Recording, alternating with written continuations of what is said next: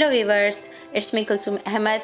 आज हम पढ़ने जा रहे हैं डिमांड के बारे में। डिमांड को कहते हैं तलब। डिमांड को पढ़ने से पहले हमें ये देखना होगा कि डिमांड करने वाले हैं कौन।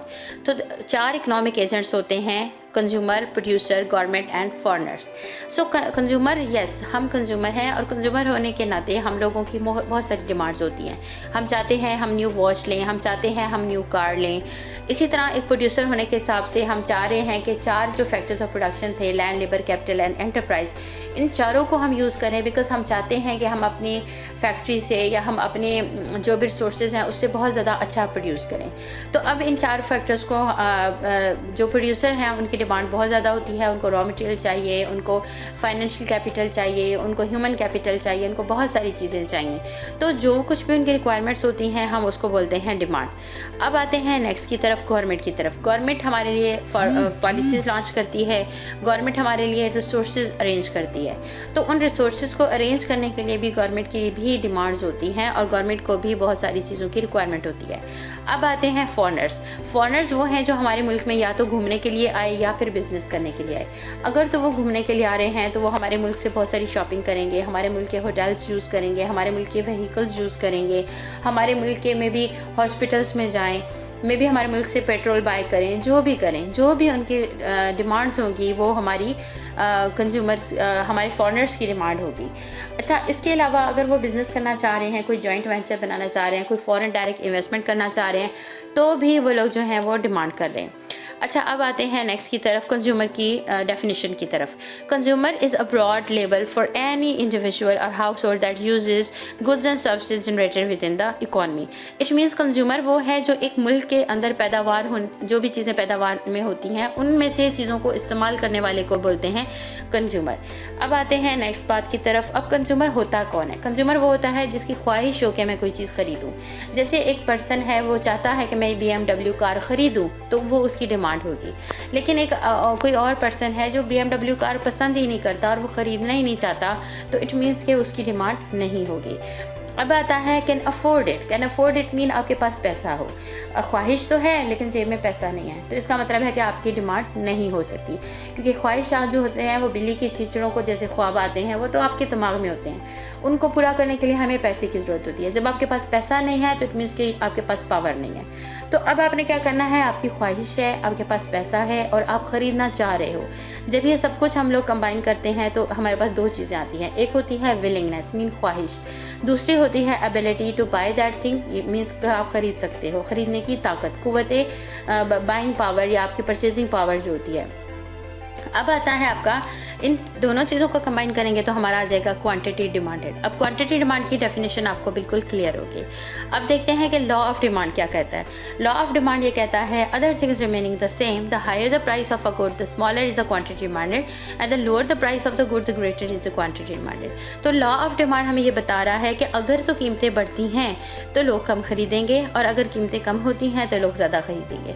जैसे कि सेल के वक्त हमने ऑब्जर्व किया है कि किस तरह से लोग जो है वो हजूम दर हजूम जाते हैं चीज़ों को ख़रीदने के लिए, क्योंकि उस वक्त उनको ये पता चल रहा होता है कि हमारे जो पैसा है उसकी बाइंग पावर, परचेजिंग पावर बढ़ गई है, हम थोड़े पैसों से ज़्यादा ख़रीद सकते हैं। तो ये जो खुशी होती है वो उनको ज़्यादा से ज़्यादा ख़रीदारी पर आमादा करती है और वो पहुँचते हैं मार्केट्स में। अब आता है डिमांड का स्केजुअल। अब आपने देखा कि हमारे पास 5 बंडल हैं और हमारे पास कॉर्नफ्लेक्स की प्राइसेस भी हैं, क्वांटिटी डिमांडेड भी है। जैसे जैसे प्राइस कम होगी हम ज़्यादा से ज़्यादा ख़रीदना चाहेंगे। तो ये है हमारा लॉ ऑफ डिमांड। अच्छा, अब आपने देखा एक तरफ आपने एक्स एक्सिस पे लिया क्वांटिटी डिमांड को, वाई एक्सिस पे आपने लिया प्राइस को। एक्स एक्सिस के ऊपर क्वांटिटी डिमांड जो थी वो आपकी डिपेंडेंट वेरिएबल है, वाई एक्सिस के ऊपर जो आपकी प्राइस है वो इंडिपेंडेंट वेरिएबल है। इंडिपेंडेंट वेरिएबल वो जो किसी पे डिपेंड नहीं करता, वो अपने तौर पे खुद ही ऊपर नीचे चला जाएगा। अब जब प्राइस 25 थी तो हम लोग 20 आइटम्स को ख़रीदना चाह रहे थे। जब प्राइस कम हुई हमने अपनी डिमांड बढ़ा दी। इसी तरह प्राइस को कम करते जाएं और डिमांड को बढ़ाते जाएं, तो ये आपका बन गया demand curve. A, B, C, D and E points. अब इन सब पॉइंट्स को मिला दिया तो आपका डिमांड कर्व बन गया। अब आप क्लियर हो गया कि आपने डिमांड कर्व किस तरह से बनाना है, या जिसको तलब का ख़त कहते हैं। अब आते हैं चेंज इन क्वांटिटी डिमांड। अब चेंज इन क्वांटिटी डिमांड में हमने 2 चीज़ें पढ़नी हैं, extension in quantity demand and contraction in quantity demand. Extension का वर्ड ही आपको ये बता रहा है बढ़ना। तो आप देखें कि जब आपकी कीमतें गिरेंगी तो आप ज़्यादा ख़रीदना चाहोगे। तो अब आपने कीमतें गिरी हैं और आपने ज़्यादा ख़रीदा है, तो इस चीज़ को हम बोलेंगे extension.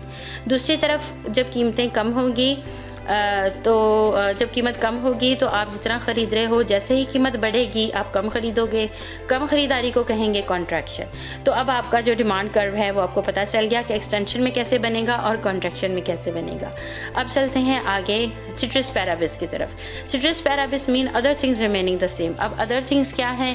Quantity is the function of taste, weather, fashion, future needs, size of the population, trade agreement, substitute goods and complementary goods.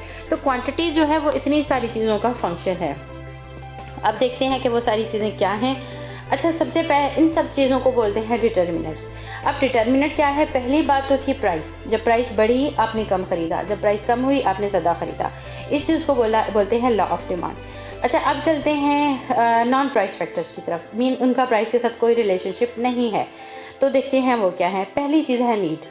अगर एक चीज़ आपको बहुत ज़्यादा नीड में है, आप उसकी डिमांड को कभी भी कम नहीं कर सकते। जिस तरह से एक डायबिटिक पेशेंट है, उसके लिए इंसुलिन इंजेक्शन उसकी बेसिक नीड है, तो वो उसको नहीं छोड़ सकता, चाहे उसकी प्राइस कितनी ही हाई हो जाए। अच्छा, फिर आता है आपकी इनकम। अगर आपको ये पता चले कि मुझे बोनस मिलने वाला है, अगर आपको पता चले कि मुझे मेरे पेरेंट्स जो है वो मुझे कोई एक्स्ट्रा अमाउंट देने वाले हैं या कुछ भी, तो जैसे ही आपकी इनकम बढ़ेगी आप डिमांड बढ़ा दोगे। आप ये चीज़ नहीं देखोगे कि लॉ ऑफ डिमांड क्या कह रहा है। नो, आप लॉ ऑफ डिमांड को फॉलो नहीं करेंगे। आप अपना डिसीजन खुद लेकर ज़्यादा से ज़्यादा बाय करेंगे। फिर आता है आपकी प्रेफरेंसेस। बीइंग अ स्टूडेंट आपकी बुक आपकी प्रेफरेंस है। अगर बुक एक्सपेंसिव हो जाए फिर भी आपको ख़रीदनी है। आपने लॉ ऑफ डिमांड के पीछे नहीं चलना, बल्कि आपने अपना फ़ैसला खुद करना है। उसके बाद आता है प्राइस ऑफ सब्सिट्यूट गुड। एक चीज़ के बदले में दूसरी चीज़ का बढ़ना या कम होना। जैसे BMW कार को ले लें आप ऑल्टो कार के साथ। अब ऑल्टो के रेट्स हाई या कम हुए तो उससे आपकी दूसरी चीज़ की परचेजिंग पे क्या फ़र्क पड़ेगा।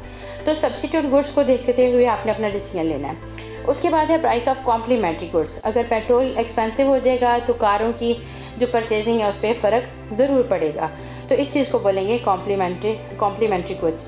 Then comes expectations. अगर आपको ये एक्सपेक्टेशन है कि अपकमिंग टाइम में कोई चीज़ एक्सपेंसिव होने वाली है तो आप चाहोगे कि मैं अभी ख़रीद लूँ, और अगर आपको ये एक्सपेक्टेशन है कि फ्यूचर में मे भी वो सस्ती हो जाए तो आप अभी उसकी डिमांड को विदड्रॉ कर लोगे। तो ये सारा जो था वो आपका था नॉन प्राइस फैक्टर्स। अब देखते हैं कि नॉन प्राइस फैक्टर में से कोई चीज़ चेंज होती है तो उससे क्या होगा। एक तो होगा increase in demand. Increase in demand कैसे होती है? पहले आपने बेसिक डायग्राम बना ली, एक तरफ क्वांटिटी डिमांड को लिया, एक तरफ आपने प्राइस को लिया और एक तरफ आपने डिमांड वन को लिया। अब आपका कोई भी डिटर्मिनेंट चेंज हुआ, जैसे फैशन चेंज हुआ, कोई चीज़ ज़्यादा फैशन में आ गई, कोई चीज़ों के लिए आप लोगों की रिक्वायरमेंट बढ़ गई, जैसे गर्मियाँ आती हैं तो आप लोग ज़्यादा आइसक्रीम खाना चाहते हो। अब आप ये नहीं देख रहे कि प्राइस हाई है या प्राइस लो है, बल्कि आपने अपना फ़ैसला खुद ही कर लिया। तो अब देखें कि जैसे ही गर्मियाँ आई आपकी डिमांड बढ़ी तो आपने क्या करना है, उसी कर्व पे नहीं रहना, आपने पूरे का पूरा कर्व को शिफ्ट कर लेना है। कर्व को शिफ्ट क्यों किया? बिकॉज आप प्राइस से कंसर्न नहीं हैं, आप अपना डिसीजन अपनी चॉइस के मुताबिक ले रहे हैं। ज़्यादा गर्मी है, ज़्यादा आइसक्रीम और कोल्ड ड्रिंक्स चल रही हैं तो डिमांड वन से आप डिमांड टू की तरफ चले गए। इसी तरह वाइस वर्सा आपने करना है। अगर एक चीज़ की डिमांड कम हो गई, मिसाल के तौर पे सर्दियों में आपने स्वेटर्स लिए लेकिन गर्मियों में आपको स्वेटर ख़रीदने की ज़रूरत नहीं है, हालांकि मार्केट में स्वेटर सस्ते हैं, फिर भी आप नहीं ख़रीदोगे। तो जिस चीज़ को आप विड्रॉ करना शुरू हो गए उसके लिए आपका डिमांड कर्व डाउनवर्ड शिफ्ट होगा और इस चीज़ को बोलेंगे डिक्रीज़ इन डिमांड। तो अब आपने देखा कि चेंज इन डिमांड कैसे होता है, और चेंज इन डिमांड जो होते हैं वो नॉन प्राइस फैक्टर्स उनकी वजह से होते हैं या किसी भी डिटर्मिनेंट्स की वजह से होते हैं। तो नॉन प्राइस फैक्टर या डिटर्मिनेंट एक ही बात है। अच्छा, अब आते हैं नेक्स्ट की तरफ। अब हमारे पास 4 फर्म्स हैं, उन चारों फर्म्स की डिमांड्स हैं। फर्म ए जो है जब प्राइस जो थी वो 10 थी तो फर्म ए 100 ख़रीद रही थी। जब प्राइस 5 हुई फर्म ए ने 200 ख़रीदा। इट मीन्स कि उसने अपनी डिमांड बढ़ा दी। तो ऐसे में उसका डिमांड कर्व हम ड्रॉ कर रहे हैं। अब नेक्स्ट फर्म बी की तरफ चलते हैं। जब प्राइस 10 थी फर्म बी 200 ख़रीद रही थी, फिर प्राइस कम हुई, उसने ज़्यादा ख़रीदना शुरू कर दिया। तो जैसे जैसे आपने ज़्यादा ख़रीदना शुरू कर दिया तो इट मीन्स कि आपकी एक्सटेंशन हो गई। अच्छा, अब आते हैं फर्म बी के डिसीजंस के ऊपर। आपने देखा कि उसका क्या हो रहा है। अब हम आते हैं मार्केट डिमांड के ऊपर। अब मार्केट डिमांड क्या है? जब हम मार्केट की बात करते हैं तो इट मीन्स कि हमने फर्म ए की डिमांड को भी देखा, फर्म बी की डिमांड को भी देखा, सी की को भी देखा, और इन तीनों की डिमांड्स को हमने जमा कर लिया। जैसे 10 प्राइस जो है वो सेम है, फॉर्म ए के लिए भी वही प्राइस है, फॉर्म बी के लिए भी वही प्राइस है, सी के लिए भी वही है, एंड ओवरऑल मार्केट की प्राइस वही है। तो 10 के ऊपर फॉर्म ए 100 ख़रीद रही थी, फॉर्म बी ने कहा मैं वही 200 ख़रीदूँगा, और फॉर्म सी ने कहा मैं 500 ख़रीदूँगा। अब हमने 500 में प्लस कर दिया 200 और 100 को भी प्लस कर दिया, और ओवरऑल हमारे पास 800 आ गया। इट मीन्स के मार्केट डिमांड कर्व जो है वो सम होता है form A, form B and form C का। अच्छा, अब आप जब प्राइसेस लोअर हुई, 5 चली गई प्राइस, तो ओवरऑल सब ने अपनी डिमांड को बढ़ाया। पहली फॉर्म ने 200 पे ले गए, दूसरी फॉर्म 400 पे, तीसरी फॉर्म 800 पे, एंड ओवरऑल मार्केट में कितनी डिमांड बढ़ गई? आपकी डिमांड बढ़ गई है 1400 तक। इट मीन्स के इस तरह से आपकी जो है वो मूवमेंट होती है मार्केट डिमांड के लिए। यही मेरा लेक्चर था। उम्मीद करती हूँ कि आपको पसंद आया होगा। अगर आपको पसंद आया है तो like, share and subscribe. Thank you.